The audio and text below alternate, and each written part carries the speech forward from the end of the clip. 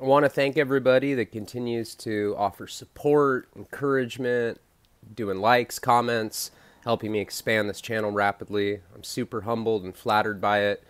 And I got some more donations on GoFundMe last night. I'll do shout outs on the next video for that. I really appreciate that. I just got out of prison in March. It was my third time in prison. I had to get a new car. I had to get a new place. And my girl doesn't work. She's a stay-at-home mom. I have a 17-month-old son named Nico Gatsby Leone. Missed his birth when I was in prison for a crime I honestly didn't do this time. I went to prison for pimping and pandering, and I didn't even do it. So I had to get out, and basically I'm the provider. I don't work a normal job. I make all my money off creative stuff. That's how I pay my rent. And, I want to start doing YouTube more full time. And I certainly appreciate anybody that believes in me enough to help me realize my dreams like that. I'm going to be doing a live Q&A on Sunday, October 6th at 7 p.m. Pacific. Leave questions in the comment section here. I'll write them down on a piece of paper and I'll answer every single one of them. You can also ask questions live and you can donate live, but the ones that are written down will be priority for me. I'll try to answer every single one of them. It'll be my first live YouTube. I've never done that. We're going to try it out, see how it works. So this Sunday, 7 p.m. Pacific Standard Time.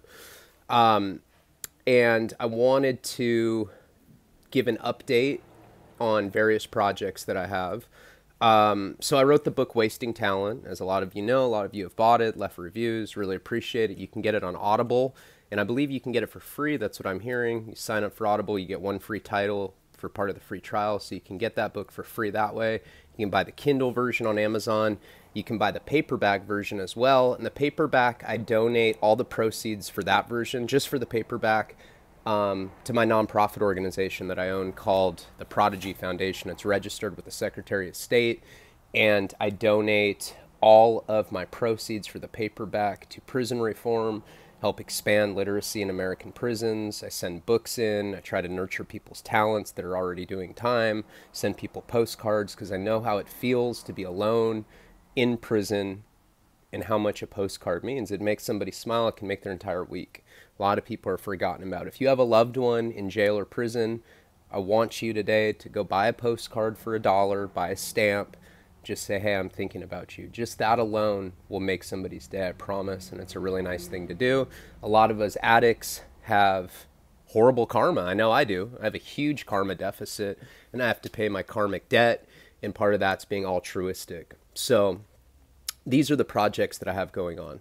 I have my second novel, June Gloom, which I've been working on for 3 years. I've written it at Lompoc Federal Penitentiary, Santa Barbara County Jail, San Bernardino County Jail, Wasco State Prison, Centinela State Prison, and I've been working on it out here in the free world. I'm about 80% done. Should be finished by February, and then I have to submit it to my agent, and then my agent gives it to publishers, hoping that it gets released in 2020. And what that book about, June Gloom, it's about me, but it's fictionalized. All of my writing I present as fiction. That gives me creative liberties. I don't have to stay adherent to chronology. But what that book is about the last 3 toxic relationships I was in. The last 3 relationships I was in were seething with toxicity, and it's an intimate portraiture of those relationships juxtaposed together. So it's about my ex-fiance who I was with for 2 years. I was sober for 3 years. I met her when I was a year sober. We had a sober relationship off everything, no subs, no weed, and she left me when I relapsed. We were about to get married. And then it goes into my girlfriend that I met at rehab right after that, and then it goes into my ex-wife who had sent me a fan letter for Wasting Talent. I got it on Facebook, flew her out to LA. I just sold the French rights to my film. At the time I was couch surfing, living on my friend's couch, but I just got $6,000 from selling the foreign rights to Wasting Talent for a French copy. And I flew her out. We got married a week later in the throes of a drug run, and we had this tumultuous, horrible relationship. So this book, this novel, June Gloom, will juxtapose those last toxic relationships as me as the commonality. I'm the sick one, and I attract sickness. And I talk about it in Wasting Talent. 2 dead batteries don't start a car, and it's absolutely true. Codependency is symptomatic of addiction, and I'm sure a lot of addicts can can relate. So June Gloom should come out next year. I'm very proud of it. I think it's my best literary work so far, much more mature than Wasting Talent. The film adaptation of Wasting Talent, I sold the rights. It's called an option. I optioned the rights to Will De Los Santos. He wrote Spun, and he was one of the producers of Spun. It's a 2002 film about meth addicts. It was starring Jason Schwartzman, Brittany Murphy, Mickey Rourke plays a meth dealer, and Will optioned it. He adapted it into a script called Love in Vain. He got Chris Hanley to produce it. Chris Hanley has produced Bully, Spun, Buffalo 66, American Psycho, a number of just really, really, really great independent films. He's a genius producer. He's on it. So is Wendy Benj. She's done producing for Oliver Stone. She's worked on some of the Saw movies, some of the Final Destinations, some of the American Pies, some of the sequels, and she's one of the producers as well. It's already been cast. One of my best friends, Nick Stahl, is going to be in it, and there's a number of other people attached as well. It just got financed recently. It was in development for a couple years, and it's looking like they're going to shoot it this year. Should come out in 2020 as well. And my documentary, Idiot Savant, The Savage Life of Ryan Leone, a documentary about my life, about all the stories I tell. We have archival. You'd be surprised how much archival footage we have. Everything from my entire childhood, my teenage delinquency, years of me being a heroin addict, all the stuff from the FBI, DEA, my pimping and pandering case, me headlining literary festivals, toxic relationships. Seems like every time I post some of this stuff on YouTube, they flag it, and I definitely don't want to be demonetized, so I'm just going to save it for the documentary. People say, post a picture of Jenny. I want to see her. I want to see her ex-wife. I want to see these people. That's all going to be in the documentary, and there will be interviews with a bunch of celebrities, some very big names that support my work. So that's in post-production. We're trying to have, it's going to be written by Jim Oles, the screenwriter of Fight Club, and it's going to be produced by the same producers that are doing the Love in Vain film. Also, Jose Monavon, who's my manager, who used to be Boston George's manager. He works a lot with E40, Too Short, does a lot of stuff with hip-hop dudes up in Northern California. He's my manager, one of my best friends. He's the main producer on it, and then those other producers from Love in Vain are on it as well. Nick Stahl is going to be narrating that. And I'm already seeing the preliminary cuts of it right now. It's going to be ridiculous. One of the people that subscribed to my channel, Hunter Urbach, it's his birthday today. Happy birthday, Hunter. He signed on to be an executive producer. He's already paid us, and we got a contract with him, and he's actually going to be an executive producer on the film. There's a couple slots still open. If you're interested, email me. Try to keep it more grassroots like that, so we maintain creative control. Rough Cut should be done by December 22nd. We plan on premiering it at the Cannes International Film Festival in May of 2020. I'm going to be co-chairing a literary festival in Santa Barbara next year. I'm going to hopefully be touring for June Gloom, doing a lot of public speaking. And I also have 2 screenplays in development, and one of them is a horror movie called Delirium Tremens about 2 alcoholics. That I absolutely love. I wrote it originally, and then one of my favorite novelists jumped on to help me, and he's amazing. He wrote one of the best novels of all time. As that develops more, I'll talk about it more, but right now I just want to kind of keep it in secrecy until I actually get the deal. And then I have another screenplay that I'm writing with Nick Stahl about our experience. We both have been to rehab in Florida, and we're writing a really, really great script about experiences of, treatment in Southern Florida. And Nick was the star of Larry Clark's Bully, played John Connor in Terminator 3, the Yellow Bastard in Sin City. Hang out with him all the time, going there tonight to work on the script. I love Nick. Super talented, super creative guy, amazing actor. And so I have those 2 scripts that I'm working on. So I'm looking at 2020 being a really big year for me career-wise. We'll be doing all the film festivals. Hopefully I'm touring for the book at that point. And I'm also going to be working on this channel. What I'd like to do, and I'm starting to think about different things that I want to do, I'm going to do my entire life story. So I'm going to break my entire life up episodically the way I've been doing. You guys seem to really like that. We're only at age 23 right now. I'm about to turn 24 in Federal Prison Stories part, what are we on, 4 or 5? I'm about to turn 24, and I was in federal prison until I was 27. So we'll do all of federal prison and then everything that happened after that. But it gets crazier and crazier and crazier. There's so many stories to come. So I want to do my entire life story episodically, and I want to start getting my dad to do, his name's Frank, so we're going to do Frank Fridays. And he's a great storyteller, really funny, really articulate. It's where I inherited the storytelling abilities and my writing abilities as a published writer. So on Fridays, we'll have Frank Fridays. We're going to start filming that probably next week. I'm going to do, once the documentary comes out, we have so much excess footage. I'm just going to start uploading all the B-roll footage after it's released. So if you like the documentary, there'll always be content. I'm going to try to do a video every single day. I'm going to try to go live every Sunday if I can. I'm doing a lot of traveling coming up, but if I can on Sundays, I'll go live, answer all questions that you might have.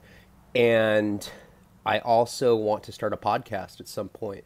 And people are saying, well, we don't want celebrities, we want real people. If I have people on there that are famous, we're going to be talking about gritty, raw street stuff.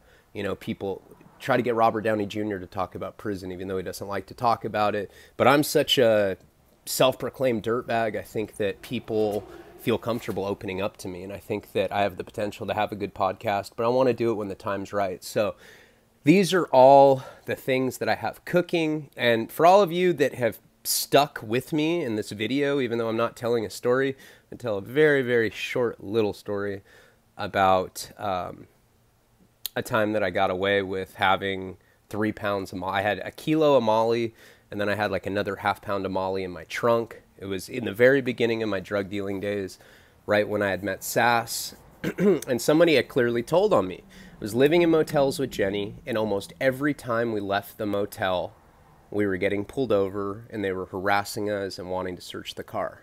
Always saying it smelled like marijuana, we need to look through the car, and there was no Uber back then, and cabs weren't as practical in Santa Barbara. It would take forever, so I would just risk it, and I'd drive around very foolishly with weight in my trunk. And this particular time I had, like I said, I had a key of Molly, and then I had another ½ pound of Molly, so over 3 pounds of Molly. And sure enough, 3 blocks from the hotel, I was going to bring it from the hotel and go stash it up at my parents' house. So I'm driving, and I get pulled over. Jenny's in the passenger seat, and she's like, oh my God, because, we had moved stuff a few times and gotten away with it, but every time we drove, and I know if you've ever driven with weight or with a gun or something that could get you serious prison time, you know exactly how I feel.